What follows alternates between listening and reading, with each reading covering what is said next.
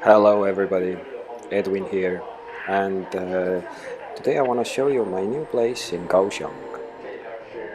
It's not the same like I was used to have in New Taipei and Danshui, but it's a beautiful place.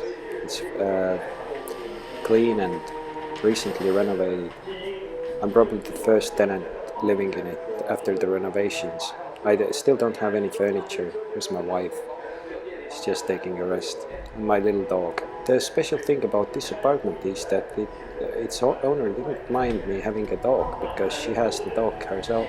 There's some boxes. This room is also mine. As I mentioned, no furniture. And I do have a rooftop with basically like two balconies, but because the construction was just recently finished. So the construction guys haven't still cleaned up the second room that is right hand side from this point of view. But now we are going to the main balcony, the one that I'm using.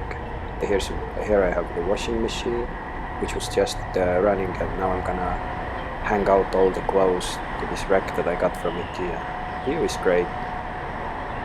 It's quite a nice little place, and I got it for quite cheap.